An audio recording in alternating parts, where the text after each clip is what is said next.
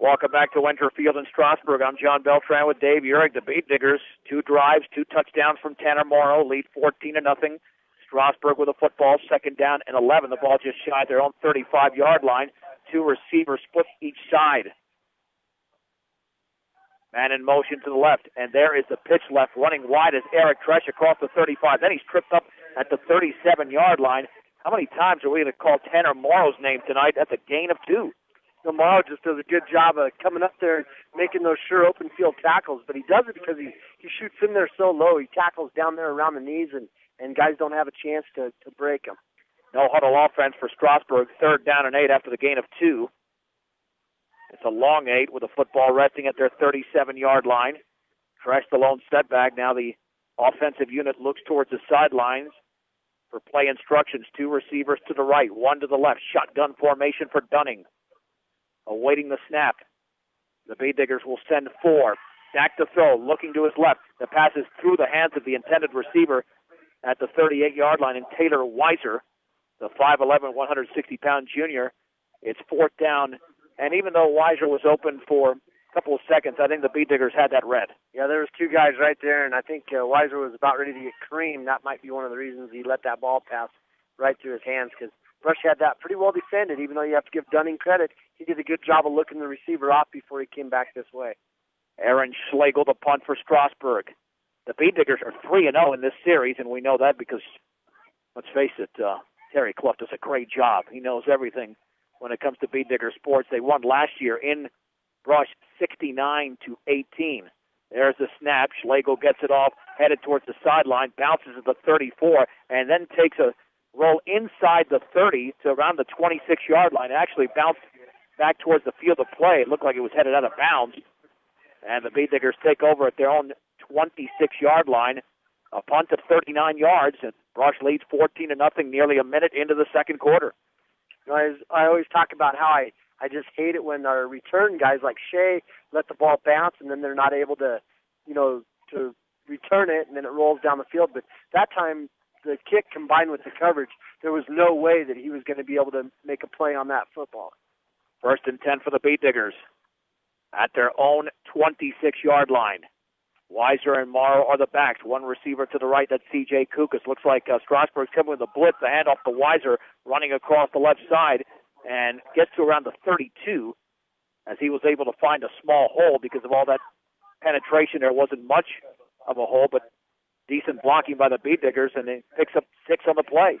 38 yards now for Weiser on 9 carries. And again, that was just a 47 where they're lead blocking with Morrow and then letting Weiser try to run it off tackle, and then all the other linemen are all blocking down, so they try to run behind French and Morrow on that play.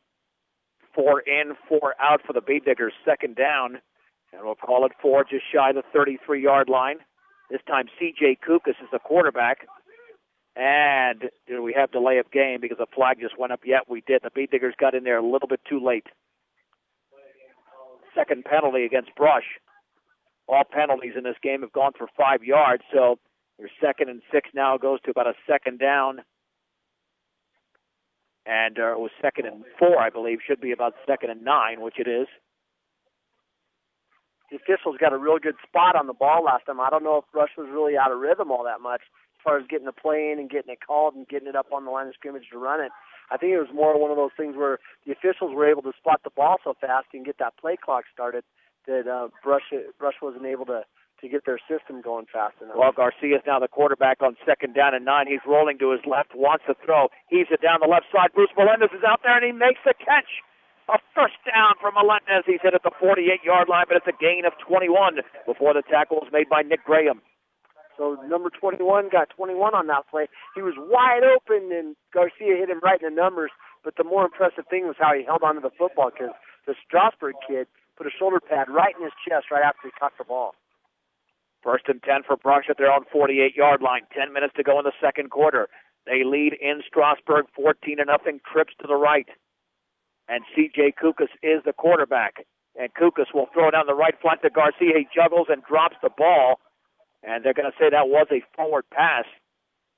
Strasburg did have it defended fairly well, but you know with Garcia, if he takes that one stutter step, he can juke lots of defenders and then break it out in the open field. Well, well, I'd take Garcia over just about anybody in the open field because he's got such great athletic ability. And I like that play. Just too bad that Garcia couldn't hold on to it. You got to pat him on the back, though. He alertly jumped on it just in case the officials didn't call the play to be a forward pass. Trips to the right again. One receiver to the left. That's C.J. Kukas. The lone setback is Weiser. Garcia under center. 2nd and 10 for the 48. And Garcia back to throw, setting up a screen. Had to run to his right. Guy tried to run out of it. He's sacked. Sacked back at the 41-yard line. Garcia couldn't find anybody, and they throw him for a loss of 7 yards. And the play was made by Greg Morgan, the 5'11", 175-pound senior linebacker. It'll be 3rd down and about 17. He might have given up a little bit too much ground as he dropped back into his drop zone for his pass play, and then that got him in trouble right there because then he had to give up some more ground because of all the pressure by that Strasburg defensive line. Well, Strasburg had the screen covered, and that's why Garcia couldn't get rid of it. 3rd down and officially 16. The Bee Diggers at their own 42-yard line. Trips to the right again. Garcia looking to throw. Lost it over the middle. The pass is incomplete. Off of Kukas. Intercepted by Schlegel. Down the right sideline to the 30. Cuts it back inside to the 20. Over a defender at the 10 to the 5. Touchdown. Touchdown for Aaron Schlegel. About 52 yards unofficially on the return, and the Indians off the Bee Digger turnover are on the board at 14-6. It was like that tip drill where it hit Kukas in both hands, kind of right in front of his face, and it was one of those deals where I think he was looking forward to not taking that big hit or making that athletic move and play after he caught the football, but it just wasn't there as he tipped the ball, and the Strasburg kid was behind him because he didn't have good coverage on the play, and he was able to get the pick for the touchdown. Let's see, we don't have the name of the kicker here, 44, but the extra point to be attempted. It's down. The kick is up. It's a very low line drive. It looks like it's just inside the left upright. It's good. 8:54 to go, 2nd quarter. It's Brush 14, Strasburg 7 on 1010 KSIR and KSIR.com.